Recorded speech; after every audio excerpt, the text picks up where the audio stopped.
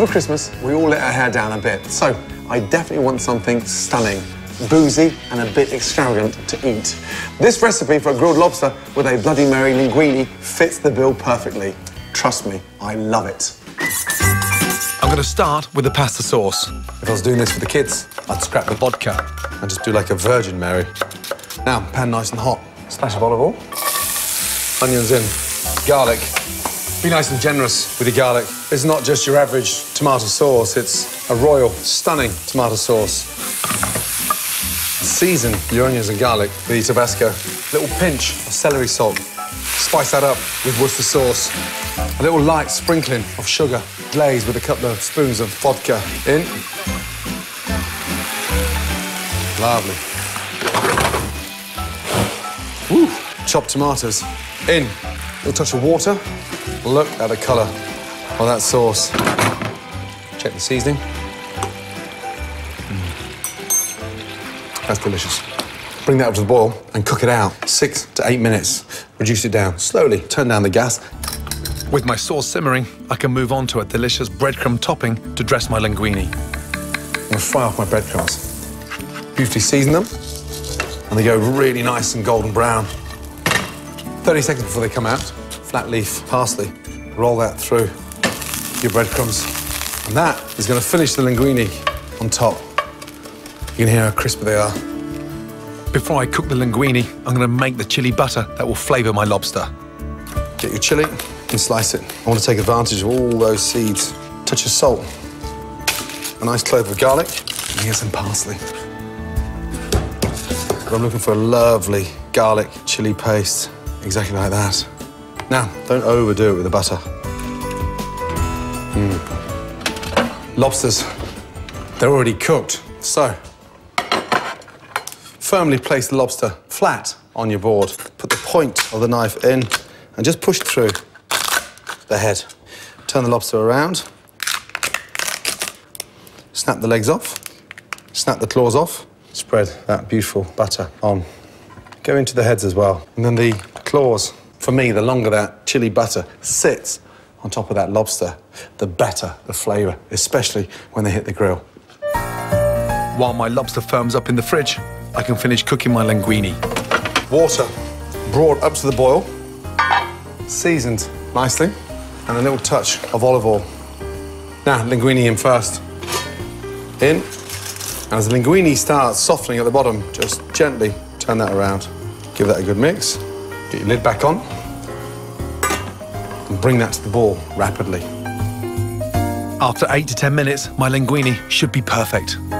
Not too chewy. Absolutely spot on.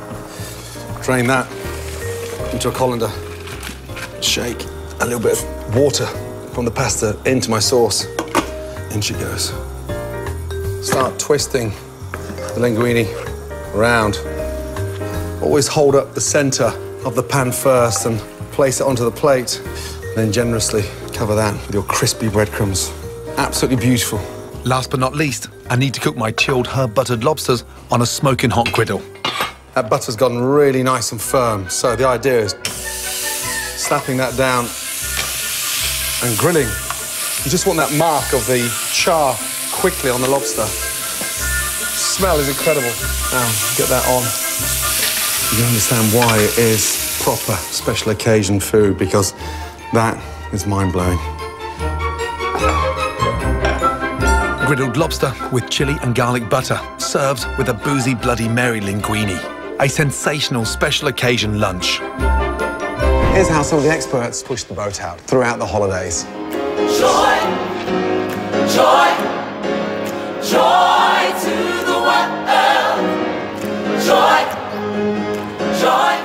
Butchery is in our blood. We go back 5 generations, and our meat has crowned countless Christmas celebrations. Joy to the world. Over the Christmas period, we get guests every day. So what we tend to do is we'll get a nice cold meat platter. We'll do some Parma ham, maybe some roast beef, cocktail sausages for the children. It's so easy and great to enjoy with a nice glass of champagne. But what I like is the food of my ancestors. River beef. My great-grandfather came down from Scotland, roasted slowly in the oven, It's pink in the middle, taken out and rested. What could be better? I go for a 3-bird roast. You can have a big one with a turkey or a goose, but this is smaller. It's a guinea fowl. Inside that is a pheasant, and inside that is a pigeon. And there's a layer of stuffing in between each one. It's really special and it's really delicious. Joy, joy to the world. Joy. The wonderful thing is its amazing history. It's been welcoming and making guests feel at home and comfortable for well over 100 years. Generally, the best meals are when I go to my mother's. Rule number 1, make sure mum's got a sherry. She works better on a glass of sherry, and I can go into the dining room to make it special. It's quite nice to have the lights low and candles, even if it's daytime. I do quite like to maybe steal some holly from the garden if it's winter time, or do some nice things around the fireplace. I really don't worry about the fact things don't match. I think it's quite nice when you've used all the different bits of cutlery. The whole scene is what matters.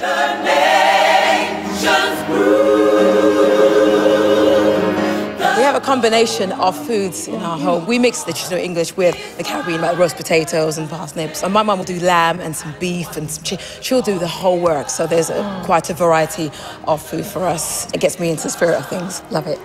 My mum's extremely happy at Christmas. I don't know if she starts on the punch early, but she sings throughout the day. We're quite a big family, so we don't often get the chance to all be around the same table or around the same television set watching EastEnders. So it's just really nice to have us all together and enjoying the Christmas cheer, and that's what I love about Christmas. Family. Aww.